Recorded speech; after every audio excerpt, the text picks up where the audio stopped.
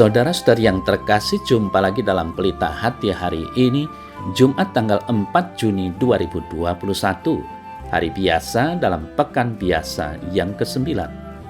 Bersama saya Romo Thomas Suratno SC dari Paroki Cilandak, Jakarta Selatan, mendengar dan merenungkan Sabda Tuhan, yakni firman Tuhan yang tersurat dalam Injil Markus, bab atau pasal 12 ayat 35 sampai dengan ayat 37.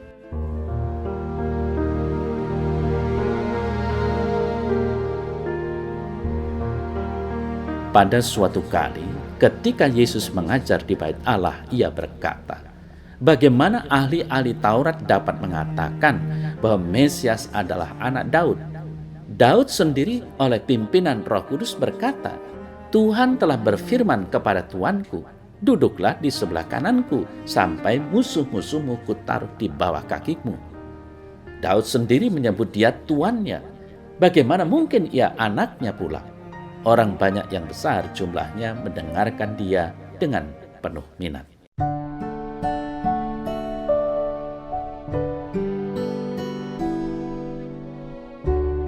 Saudara-saudari yang terkasih, dalam warta Injil hari ini kiranya ada 3 poin yang perlu direnungkan, direfleksikan. Pertama adalah Bait Allah. Kedua, mengenai garis keturunan Yesus. Dan yang ketiga adalah mengenai identitas Yesus. Bagi orang Yahudi, Bait Allah adalah pusat hidup mereka. Segala kegiatan keagamaan, tradisi, dan adat istiadat mereka selalu mengacu pada Bait Allah. Kemudian, Yesus adalah orang Yahudi, maka ia mengajar dari Bait Allah seperti yang digambarkan pada permulaan Injil hari ini. Orang-orang yang ia hadapi adalah ahli-ahli Taurat. Oleh karena itu, tidaklah mengherankan jika pertanyaan mereka mengenai garis keturunan Kristus. Pusat perhatian para ahli Taurat adalah mengenai tradisi, garis keturunan, dan segala ritual yang berkaitan dengan Bait Allah. Jawaban Yesus bukannya mau membantah kitab suci orang Yahudi bahwa Mesias itu berasal dari keturunan Daud, tetapi Yesus mau menekankan sesuatu yang lebih penting. Hal yang paling utama adalah mencintai Tuhan dengan segenap hati dan mencintai sesama seperti dirimu sendiri. Coba dibayangkan, saudara-saudari yang terkasih, Yesus yang adalah Mesias sedang berbicara dengan mereka, tetapi mereka lebih mengutamakan tentang tradisi. Dia yang berbicara dengan mereka adalah Mesias, anak Allah. Benarlah bahwa Yesus berasal dari keturunan Daud karena ia sungguh manusia. Namun, tidak boleh kita mengabaikan bahwa Yesus sungguh Allah, anak Allah yang menjelma menjadi manusia. Jika Bait Allah adalah pusat hidup orang Yahudi, maka bagi orang Kristiani, Yesus adalah pusat hidup orang Kristiani. Perubahan dari Bait Allah ke pribadi Yesus. Nah, saudara yang terkasih, apa makna warta Injil hari ini bagi kita saat ini? Bagi kita, pertama-tama kita harus mengakui bahwa Yesus adalah sungguh Allah dan sungguh manusia. Kedua, kita perlu ingat bahwa Allah yang kita imani adalah Allah yang selalu beserta kita, solider dengan kita, Immanuel. Saudara-saudari yang terkasih, hal yang ketiga adalah sering kita bangga dengan hidup keagamaan dan ritual kepercayaan kita. Namun, apakah kita mencintai Tuhan dan sesama dalam keseharian hidup kita? Saudara saya terkasih, poin-poin dan pertanyaan tadi kalau kita renungkan secara mendalam merupakan pertanyaan yang keras dan mendalam serta mendasar. Sebenarnya cukup banyak orang sering bingung dengan ajaran-ajaran Yesus.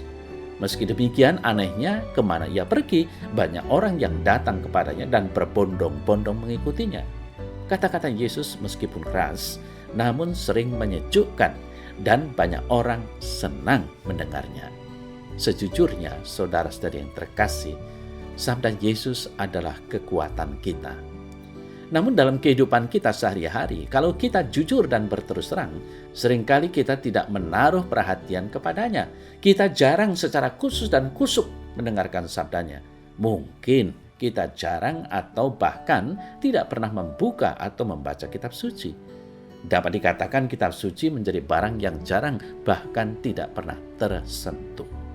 Saudara-saudari yang terkasih, Dewasa ini banyak juga orang yang mempertanyakan, apakah Yesus itu benar-benar anak Allah? Kalau begitu, siapa ibunya? Itu pertanyaan-pertanyaan yang terlalu naif, duniawi, dan bodoh. Allah tidak beristri dan Yesus berasal darinya, bukan ciptaan seperti kita manusia yang kemudian diungkapkan dengan kata melahirkan Sang Putra.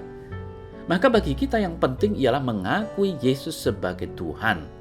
Artinya percaya bahwa Yesus itu adalah Allah yang menciptakan langit dan bumi, bahwa Dia Maha Kuasa dan dapat melakukan segala sesuatu.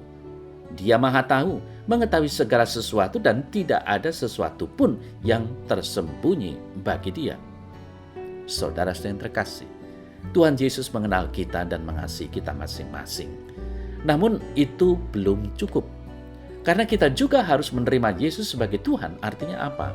Artinya memasuki suatu hubungan yang sungguh-sungguh pribadi dengan Dia dan menjadikan Dia titik pusat seluruh hidup kita.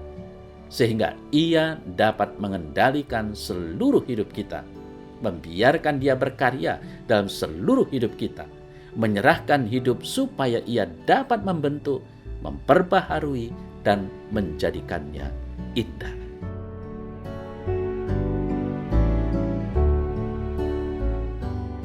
Dalam nama Bapa dan Putra dan Roh Kudus. Amin.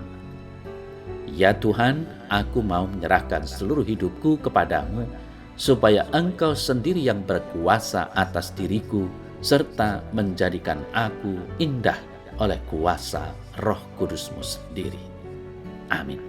Dalam nama Bapa dan Putra dan Roh Kudus. Amin.